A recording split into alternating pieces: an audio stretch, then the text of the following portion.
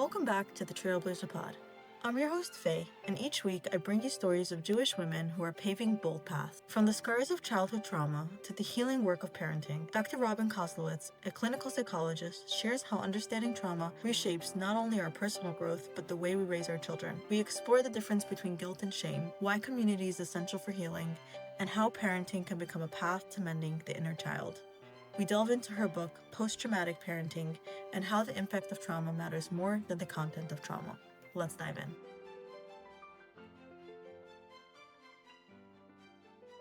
Welcome to the TrailBLAZER Pod. Thanks so much for being here. How are you?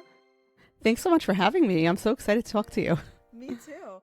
I'm going to start by asking you a question that I feel like you probably ask people yourself to understand them better.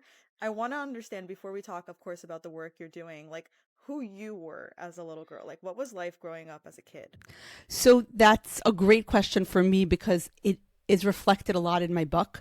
I really believe that all research is me-search, right? So we're always looking to solve a problem that occurred to us very often in childhood, because past is prologue, right? So as a kid, I was kind of a geek. I was always a very good student, really liked learning, doing well in school, and, getting my responsibilities done, right? I was somewhat shy and introverted, which people are always shocked about now because I do a lot of public speaking.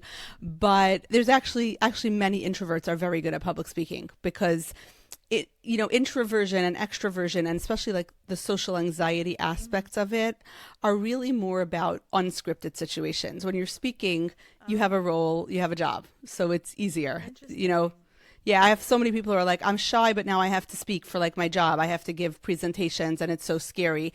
And it's like, you'll be surprised, but the shyness is not what's going to be the problem with that. It's like when you're put on the spot and you have to figure out, what am I saying next? Right. If you have to go to like your boss's kid's wedding and the only person there is your boss, and you're sitting at a table with a bunch of people you've never met before, that your shyness is going to be whatever. But if you're presenting, quarterly reports from your division to a board meeting, you're not going to feel the shyness, because it's not what it's about. Like, you'd be surprised. We can learn that skill easily. Wow. So yeah, I was a pretty shy, quiet kid. I also grew up in a home where my father was very sick, so that really impacted my childhood. He had a lot of heart episodes when I was growing up, and in the book I talk about like what that was like as a little kid, where when you're a little child, you don't necessarily know what's normal and what's not normal. So I write about an incident in the book where when I was in like probably 5th grade, I had done my homework in an ambulance on the way to the hospital. My father was having a heart episode. I was the only girl. I was the youngest. My brothers were all out of the house by the time I was growing up. My mother had no one to leave me with. She was too anxious to leave me home alone, even though 5th grade, but we did live in the city. So, so she took me along, and I would just do my homework where I was, good student, wow. Right? And my teacher, sort of gave me this, little like pep talk / she was like, you handed me this beautifully written essay, but you wrote it so messily. It's like you gave me this gift, but you wrapped it in ugly wrapping paper. Oh my gosh. And it didn't occur to me to be like, yeah, like I was in the ambulance and my father was having a heart attack at the time, but like next time I'll write it neater. Sure. I didn't even think to say something like that. I just apologized and, felt like I'm this messy person who can't write neatly. To this day, I don't have a neat handwriting. I still published a book. It doesn't matter. Yeah, exactly. Right. Wow. So I grew up, my dad's parents both died very young, and then I have twin sisters, and when the first 2 years they were really, really sick. So I also grew up around a lot of hospitals and feeding tubes and oxygen tanks and all this stuff. And I also didn't know that was not the norm, right? That's your life. But I feel like it made me grow up very fast. So I can imagine, and this is even closer to you, this is your parents. It's almost like you kind of, correct me if I'm wrong, have to become the parent as a 5th grader. Like you have to manage a lot. In some ways, my mother was very parental. My father also, like they definitely, in that sense, like were like that. I just took on a lot of an emotional load of like, be a source of pride to them. Don't make waves, be quiet, sort of disappear. Don't add stress to the house, right? I think trauma does, like you're saying, it artificially matures you.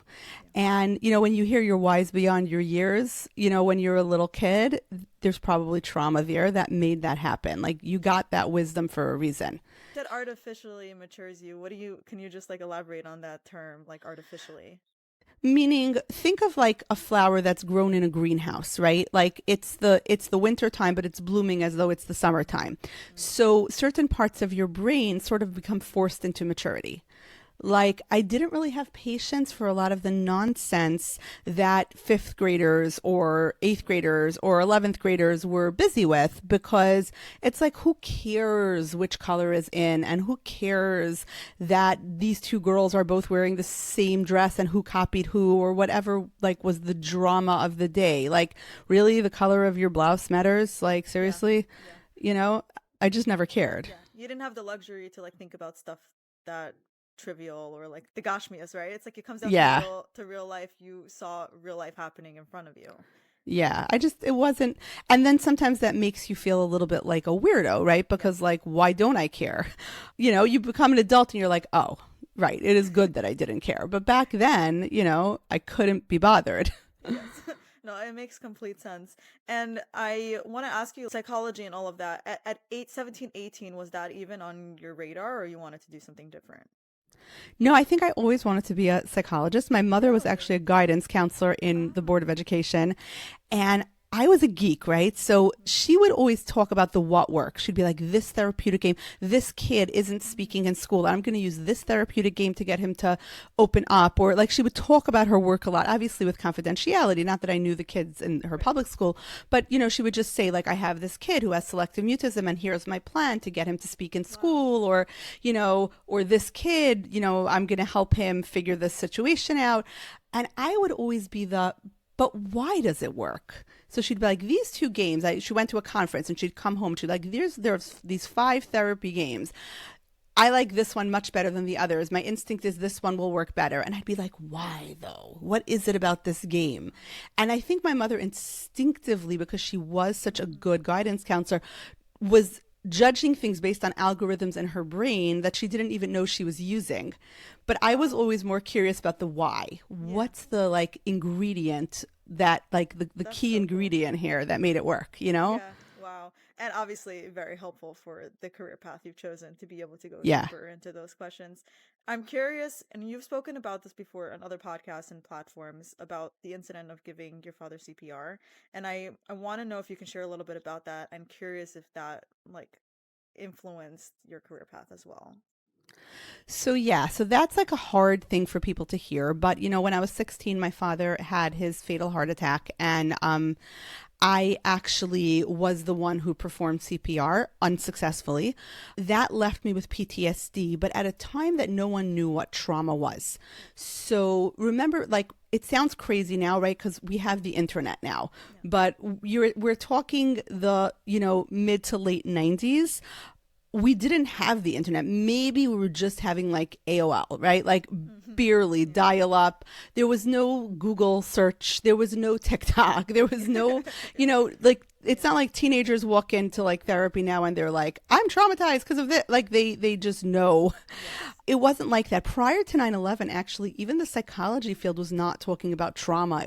It was a very tiny footnote in psychotherapy. Really? They talked about anxiety, they talked about depression, they talked about mental illness, but not PTSD, not trauma. Oh, okay. When Bessel van der Kolk wrote The Body Keeps the Score, he made millions, but publishers initially rejected it, right? Because it was like, who wants to read about trauma? Wow. Now we know people, right? A completely different world. So I did not know that I had PTSD. I thought that I had schizophrenia because that was the only mental illness I knew about. I actually used to volunteer in a nursing home for people who had both dementia and mental illness. So I had seen what it looked like, and I was convinced because like I was seeing things that weren't there. I was hearing things that weren't happening. Right? Feeling sensations I wasn't feeling. That's like any minute now I'll start talking to the angels, right? Like what else is there? Oh my gosh. So I had to hide that, right? Because I felt so bad for my mother. Like, here she is. She has this one daughter. She had 3 married children. She just lost her husband. And now her daughter has schizophrenia. Like, that's terrible, right? I had no idea that I was not mentally ill. I had no clue.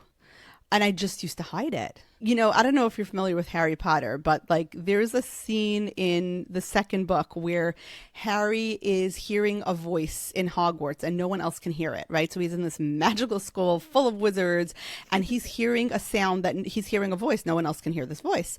And he tells one of his friends, and his friend says, listen, Harry, even in the magic world, hearing voices other people can't hear is not a good sign. Yeah. And I remember feeling so seen, but later when I realized that I was having flashbacks and that I wasn't mentally ill, this was PTSD. This is what happens to a brain that has a sudden overwhelming experience. It really was like, it changed my life. And then I realized, it took me time, but then I realized, oh, PTSD is what I want to treat. Like, this is what I want to understand better. More research, but eventually it became treat. Wow. I'm just thinking back to like 5 minutes ago, you were saying like you, because of everything your family was going through, you wanted to like kind of like make sure you didn't want to add to the trouble, right? And I could just imagine how lonely and terrifying going through that by yourself is. Like, were you scared about this like diagnosis that you gave yourself? Were you kind of just like, okay, this is what it is, let me live my life? Like, I'm curious what that felt for you in your life. I just kept, managing it. Like the panic was to hide it, right? Like that no one should know and realize. And I was sort of a little bit magical thinking because I was 16 and it was like, maybe one day I'll wake up and it'll just go away. Right. There was a school guidance counselor in my high school. And, right after, this is like going to sound terrible, a confluence of events, right after my father was NIFTer, a girl a grade younger than me in my school had an aneurysm and was NIFTer. And I actually was the one who acted first. Like I realized it was a medical emergency. Like all the teachers and secretaries were standing around saying things like, did she have her period? Like, did she faint? Did she eat lunch? All you girls, you go on diets. And I'm like, she's not breathing, and I actually, literally yelled at a teacher and shoved a teacher to go call Hatzalah, and was the first person like helping her. Her heart was beating. Then she was breathing. But it was, I saw it. Like I saw her, the absence behind her eyes. And I knew this wasn't just like, oh my gosh, does she have her period? Like that wasn't what was going on. So I started talking to this school guidance counselor who was a lovely woman, very kind, absolutely no training in mental health at all. And I did tell her, and she gave me like Tehillim to say, and she told me to keep a journal of positive thoughts, and she told me to get more sleep, which is really hard to do when you're having violent flashbacks in the middle of the night. I was a good student, so I tried, but it didn't work. It actually left me with many like phobias around sleep, and it caused many problems. Wow. Okay. But then I became very passionate about, if I'm going to go to school and if I'm going to get a degree in, in helping other people, if I'm going to be the grown-up I would have needed, I better get the top degree from the top place, because you don't have the right to not know. You can't just get involved in people's mental health and be like, well, I'm a really kind teacher who really loves teenagers and the girls really respond to me. So, Hashem will just help me. Like, we have a concept in Judaism of like virapo yirape, right? That medicine is something you learn. It's a skill. It's lovely. Hashem will definitely help you. But you do have the job of learning the skill. You're not supposed to just like, put your kids in the car and not put on a seatbelt and be like, Hashem will protect us. You're supposed to put on the seatbelt. So I actually, when I was dating, it was very uncommon. Like girls got degrees in like speech and things like that, but it wasn't a thing to like go get a PhD from a major program. And I actually went with my husband to his Rosh Hashiva and I said, this is what I want to do. Like I want to, we were not engaged yet. I said, I want to go to NYU and get a PhD. And Rosh Hashiva asked why, like, why not become a social worker? Why not, even though back then there were no from social work programs, but it was just a shorter, faster degree. And I said, because I said this story, and he told my husband, my chassan, then he said, I think she should go to NYU and get a PhD, Yeah. I think this is it for her. Yeah, like this is what she's going to do. And later I found out that Rosh Hashiva had a student with OCD who was coming to him for help, and he didn't know. And he tried to help him, and he didn't know. He didn't know what he needed to know, and he found out later that caused harm. And for the rest of his life, he tried to make it up to that student because he realized he didn't know enough about it. So when he heard me say this, I also had a very bad therapeutic experience. I had a therapist in the college counseling center, and where I was starting to figure out my PTSD, who basically told me that my panic attacks were not trauma. It was because I was not cut out to be religious. Like I was too intelligent. He was a modern Orthodox, maybe, or definitely not as religious as he'd been raised. I don't remember what path he had been on, but it was very much about him and his path. It was not about me and my needs. Right. You know, he was seeing me through his lens of becoming less religious than his family or choosing a different religious line than his family, right? Wow. And I think he was still litigating the battles he had had with his parents. And I was like, no, I know exactly who I am. I know exactly what I want to do. This has nothing, these panic attacks are not because I'm not cut out to be religious. That's like not what's going on here. That's amazing though that you knew it, because I can only imagine for somebody who's going to see a person like that and is not sure who they are, like how they can manipulate that person, basically change the path for them. It's exactly what you're saying. Like you really got to know the knowledge if you're going to sit down and try to help somebody with something. Yeah. And you also have to know what's yours. And if you're a therapist, you need to be in your own therapy, because you need to know what's about you and what's not about you. Right? So yeah. Yeah. Yeah. Yeah. I'm curious. So you did CPR, you knew about this classmate of yours. Were you like a lifeguard? Like what was your training there? So I had been a lifeguard. I had taken, lifeguarding courses, and I knew CPR. I had done my, basic life support course and all of that stuff. So I knew what to do, but it took me many, many years to realize that I felt like I had failed, right? I thought I killed him. Like everyone's telling me I'm a hero, but he's dead. So for years, I became a real perfectionist. Like if my mistakes kill people, I can't make mistakes. It wasn't until I was probably in my mid-30s that somebody pointed out to me that with my female upper body strength at the time, I now have much more upper body strength. I have a black belt now. I'm way different physically than I was back then.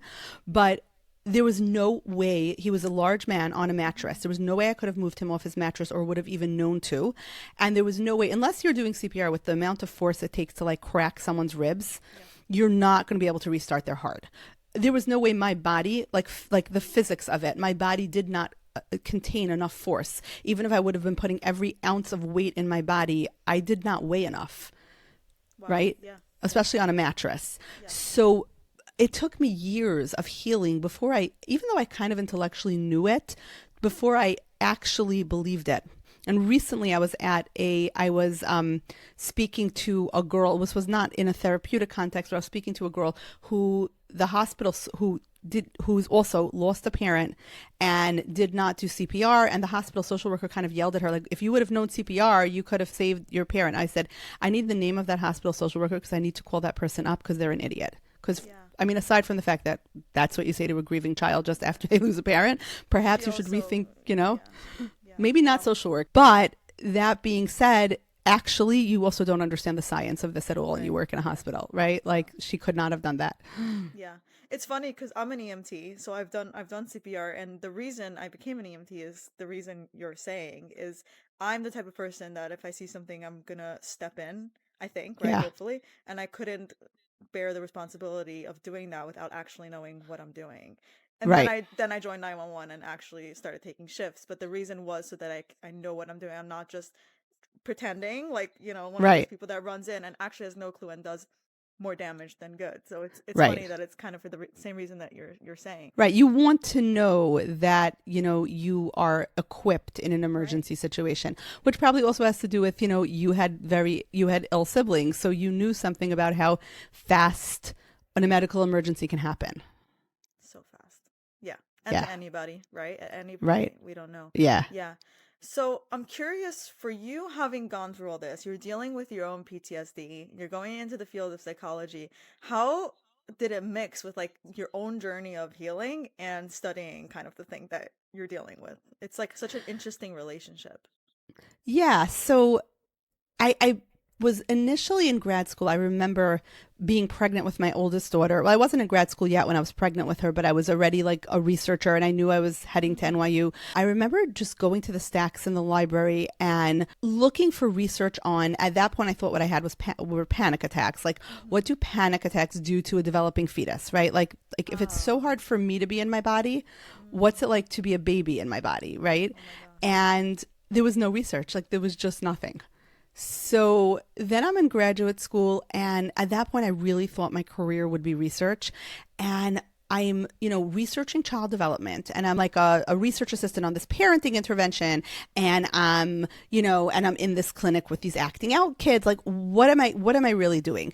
And it took me many years to go, oh, I am studying the impact of trauma on child development. This is because this is my research question. Yeah. This is what I want to know. So cool how all the pieces kind of like come together at some point. Yeah. Yeah. And once I realized that, like someone asked me how long it took to write a book. And I'm like, was it the 1 year it took me to write the manuscript? Do you want to know about the 4 years it took to like build a platform and get an agent and set all those pieces in motion? Or do you want to know about the lifetime it took to have the wisdom to write the book? Yeah. It's a very good question, right? Yeah. So let's talk a little bit about you focus a lot on parents who have PTSD or traumas, right? And how it can affect your children, how that they can deal with all of that. Can you talk to me a little bit broader question, how trauma we'll take women can affect children? That's a very broad question, right? Because it can affect us in a lot of ways. The thing is, when we're traumatized, right? And I look at trauma as any experience that's too big for your brain to metabolize. So not necessarily the big T traumas that people talk about, like the things that are ripped from the headline. I don't even believe in the distinction between big T and little t trauma, because it's not so much what happened to you. It's how it landed in your psyche, at what moment in your life, who was there to support you with it, and how overwhelming the experience was for you. And if you speak to anyone who's been traumatized, you will know that it's true, that very often the big story is not what left the lasting damage. So you might have, I have in the book a woman who was in one of my parenting classes who lost her mother to cancer when she was about 9. And because she was very lonely after that, she turned to food for comfort. But also her friends kind of dropped her because they just didn't know how to talk to her. And it probably even came from a good place. Like they didn't want to say the word mom in front of her, right? Or they just didn't know how to treat her, so they ignored her. But that left room for like the mean girls of the grade to like turn her into a target. Plus she had gained a lot of weight with all of this happening. And then she had this very critical stepmother. Between all of that, she says, like, everyone would understand if I say, yeah, I have trauma because my mom died when I was 9, right? But the trauma, what caused the after effects in her psyche, what made it hard for her to parent later, was the bullying and the social exclusion and the years of criticism from her stepmom. Right? So you have to be very careful with trauma, because a lot of times people are like, I'm not traumatized. I just went through something hard, or it's not hard enough that it's trauma. Just people ignored me throughout high school. But if it landed on your psyche in a way that did what I call created a trauma app in your brain, where your brain went to a default way of coping, where your brain said, if X, then Y. If people are criticizing me, I will people please. If people are criticizing me, I will lash out. I will be the loudest voice in the room. No one will ever intimidate me again. If I see that stress is happening, I will disappear and dissociate. I will do things perfectly. Whatever it is, that's the trauma app in your brain. The problem is an app is an algorithm, right? It's by nature robotic. It's not you. It's your app, right? You don't want your trauma to parent your kids. You want to parent your kids, right? So that's the way that it can really interfere. So it's not trauma like globally, it's your particular trauma, what adaptation you made to your trauma. And then kids have a way of just pushing every button, right? So, yeah. And then you have to figure out, because, most people, when they come into therapy, if you ask them about whatever they're coming into therapy for, let's say they have OCD, right? And they need a few hours to get dressed in the morning because they have a lot of rituals they have to do. That works. They can live their life that way. Like their friends know that they're sometimes late. Even a spouse can make space for that sometimes. A boss can make space for that. You find a job where it doesn't matter exactly what time you show up. Your baby's not making space for that. You cannot spend 47 minutes putting on your left stocking when your baby's screaming in the other room, right? Like, you can't do that. Right. And it's the same thing with PTSD. For me, my friends knew that I would sometimes space out, and that when I'm working on something like work-wise, I'm very dialed in and it's hard to get my attention. My husband knew this. To a certain extent, adults will make space. Like, I remember when I was working on a certain research project and I had a professor who was very much a type A personality, very micromanaging. And there was sort of a precursor to Slack in the office. And she would be like constantly messaging for updates. And finally, I had to say to her, look, I will do a great job for you. I will code all your data. I will get more data coded than you expected to get done in these 4 hours. But if you message me every 15 minutes, then that won't happen. Give me 4 hours and you will have the work that you wanted. Okay. Yeah. I am not one of the undergrads. I'm one of the grads. Like, that was also because she had a big team of undergrads, and like a lot of them were like still in Starbucks when they were supposed to be in the lab. So like there was a reason why she was constantly like, where are you? What page are you up to? What, like, whatever, you know, there was a reason for that. But with me, I'm one of your grad students. Other than like going out to pump, like I will be at my desk doing the work. Do not message me. Like, I said it nicely, but like, don't message me and then you'll get great work out of me. And that worked well because she's like, okay, I get Robyn now, no problem. Wow. And we But had a great working relationship. Able to speak up for yourself, because I think a lot of people get so nervous about that. Like, that's really hard for people to be like, I know how I work best, but this is a person that is like, I work for. How do I communicate that? It's scary. It's funny because in other ways I wasn't like that. Like, I remember her telling me that I had to run a certain analysis and I had no idea how to. And then I went to YouTube and I was like looking at tutorials. And then she came in and she's like, what are you doing? And I said, oh, I'm trying to learn how to run that analysis. She said, Robyn, I'm the professor. I haven't taught you how to run that analysis yet. This is what you don't know. It is my job to teach you. And that was like my perfectionism, where I wasn't going to admit I didn't know. And I was just going to learn it and know it because I have to do it perfectly. I can relate to that a little bit. Yeah, I think anybody who like makes a success out of themselves has that drive in some way. But yeah, speaking of drive, I remember one time I was in therapy at NYU, and at that time I was in psychoanalysis and psychodynamic psychotherapy. And the analyst said to me, I said, well, I've always been driven. And she said, when do you get to be the driver? And it stopped me in my tracks. Right? Wow. Okay. Powerful. Yeah. Because trauma does that. On the one hand, it makes us very motivated and it gives us certain superpowers. On the other hand, we want to be in the driver's seat. Yeah. Yeah. So yeah, it's not about, I think I started out with this fear of like, how do I keep my damage from damaging my kids? Mm-hmm. And then in writing the book, in doing the research, in also healing myself, realizing that not only will my damage not damage my kids, if I handle my damage right, it will be a superpower in my parenting and also in my life, you know? And I think that it's not that it has to be parenting that makes us do this. Mm-hmm. It's that very often we just don't do this for anything less, right? Right, yeah. And it also really, like you were saying, it kind of magnifies everything you're going through, like you said, because you don't have the ability to move around it with like certain adults that will give you the grace. So it's like really in your face, I can imagine, right? Yeah. And so it's not that, you know, there was somebody who there's somebody who was saying how like, oh, I should have read your book before I had kids. Mm-hmm. And I said that would have been great, but you wouldn't have realized to necessarily. But then there are a lot of people who are coming to the book who don't have kids yet, but who know that they want to have kids, and who are saying, oh, I better do this before I have kids, which I think is, you know, a generational thing that people are realizing, I got to heal myself first. Right. Yeah. So I want to ask you, like, let's take in a woman who she's been through some stuff. She's having some trauma. But she's now a mom, and she doesn't know, like, am I just normally stressed? Is this regular stress? Is this parenting that is trauma driven? Like, how can somebody distinguish what's normal parenting? You have a baby, life, it's hard. It's not an easy thing to have a baby, crying, feeding, all the stuff, right? And what's a little bit, you know, needs some work. So I say two things. Number one, it's when you suddenly find yourself doing something that you intended not to do. So like, I want to do X, but Y happens, then Y, right? Like, so it's like, I really want to sit on the floor and play with my kid. And every time it's time to, I freeze up, I panic, I find a reason not to. I find an excuse not to. I really want to talk calmly when my kids are fighting with each other. I find myself yelling.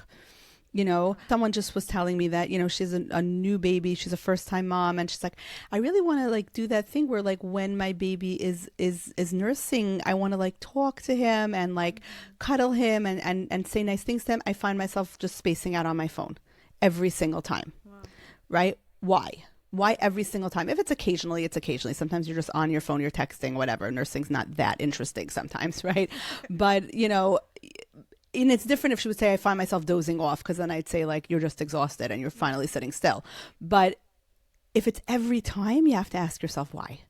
And usually the why is trauma. Like, I'm yelling at my kids. Like, you know, I had a Psychology Today blog post that went viral that was like, maybe it's not mom rage. Maybe it's a trauma response, right? Like, every time you're raging at your kids and you meant to never yell at your kids, you learn to do that somewhere. That somewhere was your trauma, right? And then the other side is disproportionate. If your reaction, if something happens in your house and the reaction, the emergency is level 2 and the reaction should be level 2, but your reaction is level 10, likely there's trauma there. So those are the two things, you know, if X, you know, you're trying to do X and Y happens, or you're disproportionate, chances are that's your trauma.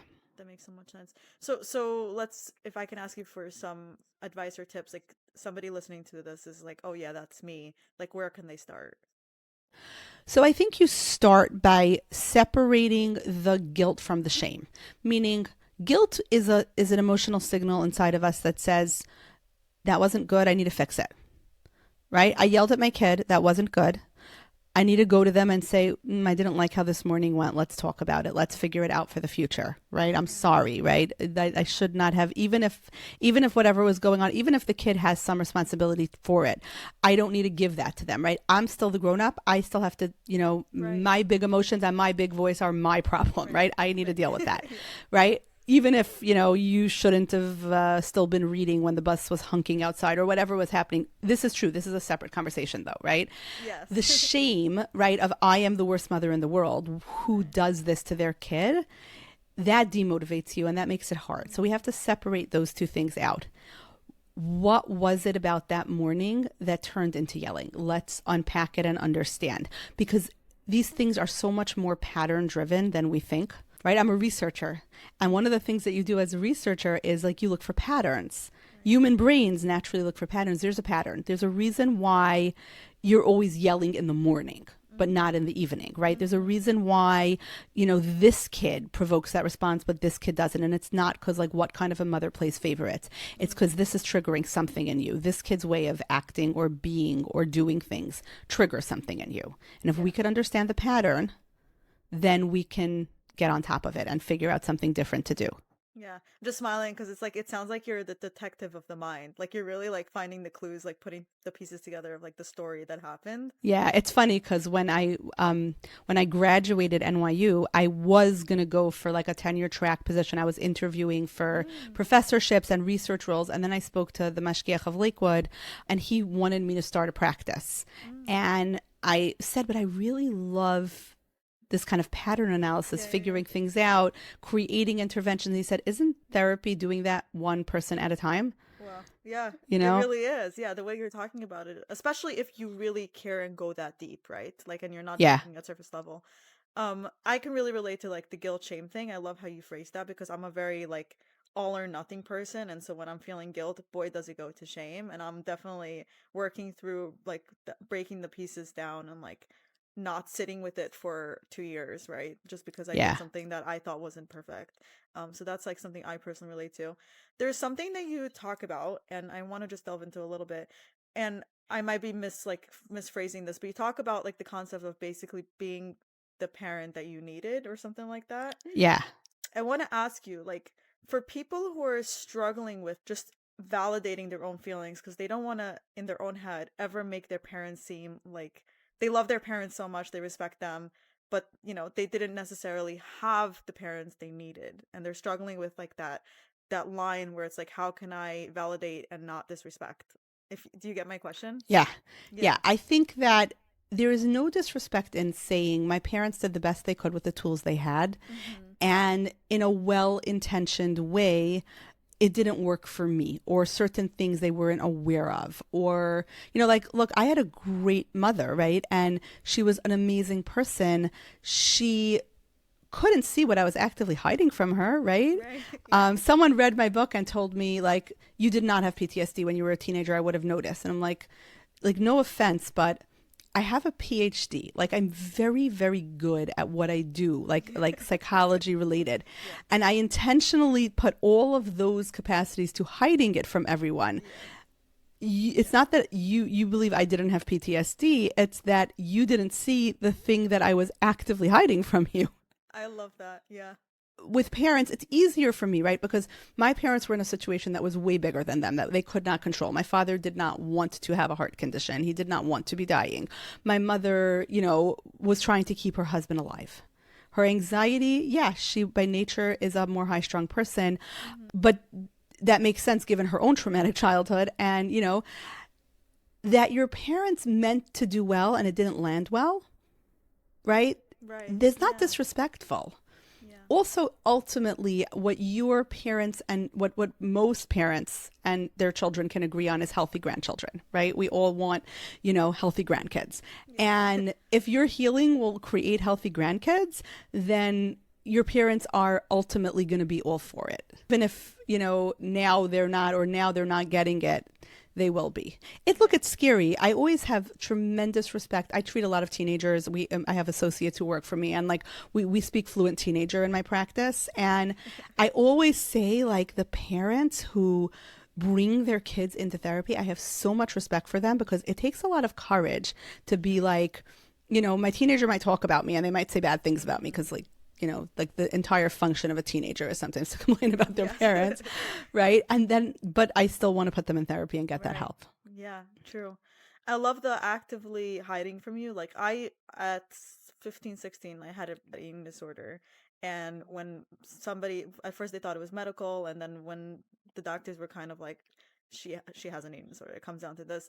My mother beat herself up so much for not noticing. She's like, no way, I would have noticed if she wasn't eating or whatever. And I was like, I purposely didn't eat all day so that I can come home and eat dinner, so that you would never know. And a lot of mine was, of course, they were going through a lot, kind of like you were saying, and I didn't want to make things worse and more stressful, right? And I always tell her, I'm like, there was a reason why you didn't know. I was trying to not make things more uncomfortable and add to the more medical situations. But I always feel for her, she really felt guilt for not knowing that her daughter was going through something, so then I do the guilt thing on myself. Right. And then the guilt thing is how do I fix it? Now that I know this, how do I fix it? The shame thing of I'm the worst mother in the world. And this is really Brene Brown's distinction between guilt and shame, right? Guilt is I did something wrong. Shame is I am a globally bad person. Might be quoting that wrong, but something along those lines, right? Shame just demotivates you.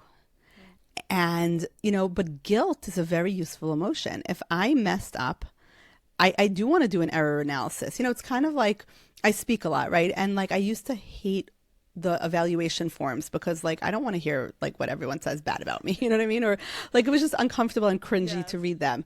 Now I look for them, because if someone's you talk too fast or there was too much information in that speech, I'm like, okay, so I pressured myself. I thought there wasn't enough. Okay. Now I know I should, that signal in my brain was wrong. I can update the algorithm, right? That's helpful for me. Yeah. Wow. So let's talk a little bit for the people who don't have kids. You mentioned there are people that come to you and say, I'm reading your book and I don't even have children, and I don't have children. I mentioned that in the beginning with you. And it's not necessarily PTSD, oh, we know we're dealing with something, but we want to just make sure that whatever we did go through or those patterns that we learned don't affect our children when we do have them. So more proactively than reacting to, the reaction is not matching the cause, right? What can, and I'm just going to use me as an example, what can I do now as not having children to basically ensure that when I do, I'm at the best? So I have this thing that not every post-traumatic parent is parenting a real world child. Some of us are parenting inner children, and that's totally fine. Okay, wow. Right? Mic drop. Okay. Yes.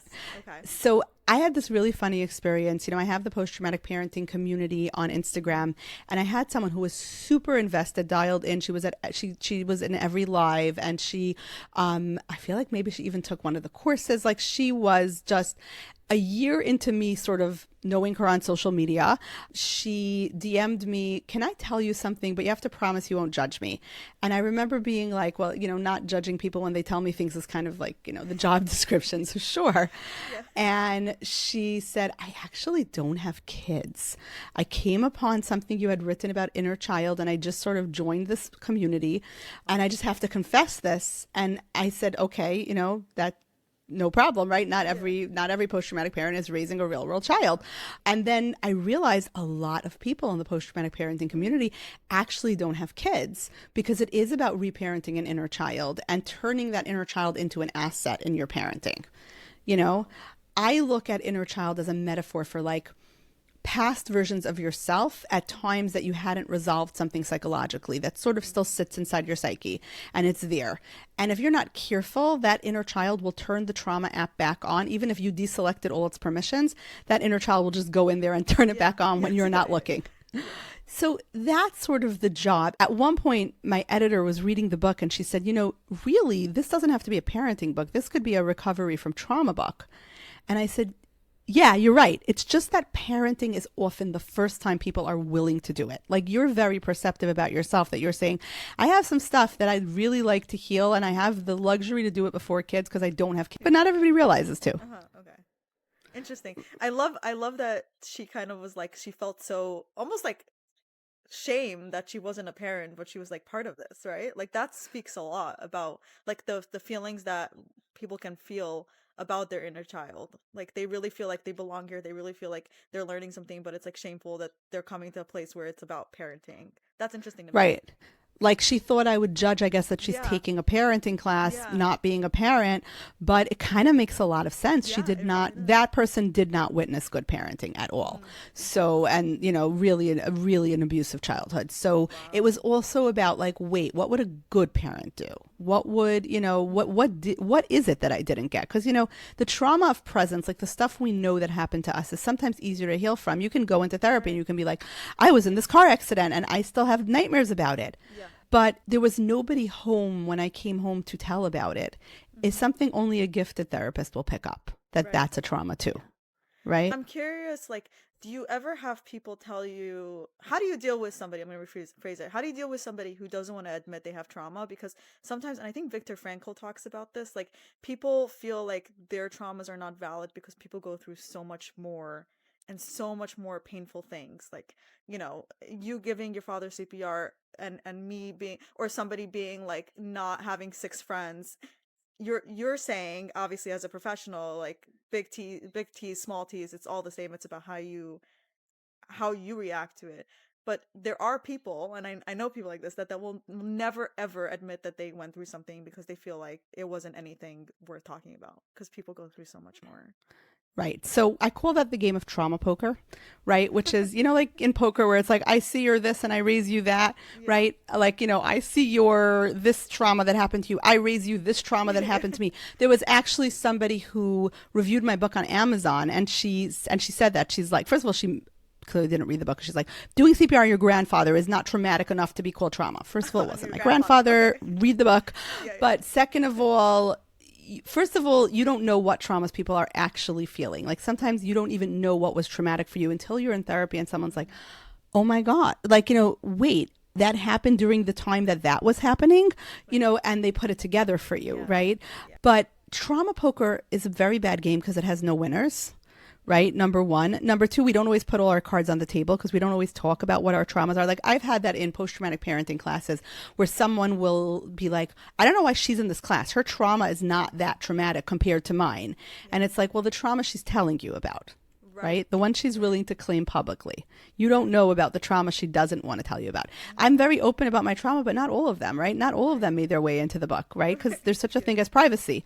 But also, no one gets to doubt your experience of your experience. Even you don't. Like, right? Don't gaslight yourself. If an experience landed on you in a way that it created an adaptation and that it still has effects on you, like, congratulations, you're traumatized, right? Like you don't have to think it through and be like, but I shouldn't be traumatized, but I should. We never put should and an emotional reaction together. That makes no sense. I love the way you phrase things. Like they're so powerful. You could take almost every line you're saying and just have it as a separate line Thank on you. its own. It's really cool.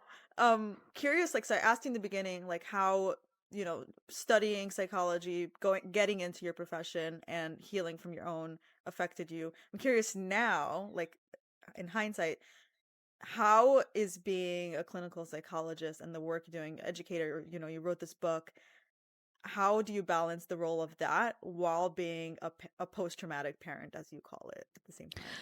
So yeah, that's always a juggle, right? It's always a job. It's whatever. One of the things that you have to think about is what's actually important in parenting, and do those things. And that's one of in the third part of the book, that's what I talk about. Like if you're on social media, every influencer is going to make it sound like if you don't do the thing that they think is the most important, you're abusive and you're terrible and you're ruining your kids forever. Save up money for their therapy. That's the best you can do, right? And that's just not true. There's actual research on what's important in parenting. You double down on those things. I'm also a big believer for myself as a mother of a lot of kids who also has a practice, and also, which people forget, that when you're a clinical psychologist and you have a practice, you're also a small business owner, right? So you're both. It's not like I'm a clinical psychologist in a hospital where someone else does all the logistics and all that stuff, right? It's very important to systemize the mental load of parenting, the jobs of what it means to run a home and be a parent, And sometimes that might mean, like for me, for example, I cook the suppers of the week Monday evening, or Sunday afternoon, depends on my schedule. Sometimes I work Sunday, sometimes I don't. But so I have it at the beginning of the week. I already know what the menu is. I have my groceries delivered. I am going to be cooking. I spend 2 hours. All the suppers of the week are done, right? I don't have to think about them again. I do a lot of those kinds of things. Okay. It's better for me to have the uniform shirts pressed and delivered to my house than for me to have to remember to get a cleaning lady to do it or something like that. Take that off my mental load. I'd rather have more uniforms so I don't have to worry. So if my cleaning lady doesn't show up that week, I don't have to have a panic of oh no, it's Thursday morning and there's no uniform jumper, right? Buy the extra pair of shoes so you're not, whatever works for you to create a system. The more you create a system and you stick to your system, even if other people think you're being a little rigid about it, sorry, I can't do that Monday afternoon. I have to cook suppers of the week, right. Whatever. Yes. It's better, right? Yeah. Because then you don't have to have that constant panic. Then you're going to, for me at least, then you're going to be panicky. Then you're going to be more stressed out with your kids. Then you're not going to be the parent you want it to be. Right. Whatever that mental load is, figure it out. Figure out a fair way to distribute it. If you have a parenting partner, that's amazing. Figure out a way to distribute it fairly amongst the two of you, or to outsource it, so that you can then do the things I say in part 3 of the book of the important parenting practices that you need to do, and ignore an influencer on social media who's telling you something else. Yeah. If it doesn't work for you, it doesn't work for you. Yeah, I love the practicality there. So I have just 2 more questions. If you had to now say something to your 17, 18-year-old self, what would you say to her? Well, that's a very good question. What would I say to her? I would tell her, well, first of all, I would tell her you're not crazy, right? You're not mentally ill. Right? I would yes, huge sigh of relief, right? You didn't kill your father. Yeah. You're not schizophrenic. You are in touch with reality, right? All of that. But mostly it gets better. There is going to be a path out of this. There will come a time where you will have all of the things you dreamt of, and you are capable of having those things. And that doesn't mean it's going to be easy. I once had this mind-blowing experience where I met a former teacher of mine. And she said to me, it was so weird the way she phrased it. She said, "What's it like to be happy?" And I said, "What do you mean?" So she said, "Well, you have every single thing you always said you were going to have when you grew up." Wow. Everything from my husband, I'm very lucky. My husband learns in yeshiva, and, I have a job, I have a practice, I have a PhD in psychology, I have my black belt. I have every single thing I ever fantasized about having. I have a lovely family. Yeah. But in that moment when she asked it, I was not happy, right? Because there was a different stress, because life is like that. And I was like, it's so interesting that we think that attaining everything we want means we'll be happy, right? There's always another mountain, right? Wow. Yeah. It's funny because people say this, but no one ever actually gives an actual example of what that looks like. I love that you really you just painted the picture. She as an outsider was you checked all the boxes, girl. You're right. fine. And you're actually I'm not. Like, it's really, Right. it's just about in that moment. But I think also sometimes we forget to pause and be like, oh, I actually did accomplish the things I wanted to, because we're always on to the next. And it's like hard to be in the moment. Like, not even talking about happiness, right? I'm just talking about like acknowledgement. There's a myth about, do what you love and you'll never work. And I love what I do. Clearly, I'm very passionate about it. Like, so much so that I wrote a book about it, which, you write a book, you don't write a book because like you're trying to get rich. You write a book because you have a burning drive to get a message out there in the world that you think needs to be out there. Loved work is still work. I have somebody else who also built a business she is absolutely passionate about. She's a post-traumatic parent, and like she really clawed her way into a life she could have only dreamt of when she was a kid. And she said, why am I'm stressed out? Like, and I pointed that out to her. Like, it's a myth that do what you love. And I love my job. I absolutely love what I do. I love it. I'm so proud of it. Doesn't mean it's not stressful. Right? Yeah, that's important, because again, we hear this on social media. You're talking about influencers and saying something, and then when you don't feel the same way, you're like, what's wrong with me? Like, I'm crazy, right? So that's important. Right. So my last question, and this is the question I ask everybody, is what being a trailblazer means to you. I think to me, I thought a lot about the question. I think to me, it means being true to yourself and contributing to the world the one thing that only you could contribute. Right? Like, got something. Yeah. And by the way, that goes back to my whole mental load thing. Anybody can iron my kid's shirt. Only I can be my kid's parent, right? Wow. Yeah. Right? Anybody could, right before I wrote my book, somebody had offered me a job, like writing a workbook about a different field of psychotherapy. And I was like, kind of anybody who knows that field can write that book. Only I can write post-traumatic parenting, right? Wow. Yes. I love that. I want to thank you personally for sitting down with me and having this conversation. And then I want to thank you, obviously, for having the conversation on the podcast, because I feel like I have a lot of young women, like, really can benefit from this, either proactively, like we were talking about, or if they're a parent already and they're just like completely lost. They think they're alone. They don't really know what's happening to them in their bodies or why they're reacting to certain things. And so thank you for obviously the work you're doing and for coming on here. Really appreciate it. I appreciate you inviting me. And I just want to say, remember the other side of parenting, right? Like the line about how your inner child can't raise a child, but in raising your child, you can heal your inner child.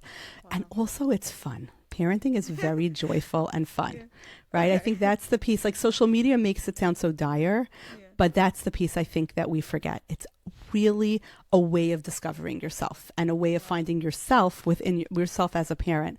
It's joyful. It's not just like, oh no, I'm going to screw them up. There's the other side. Right. I love that. Thank you so much.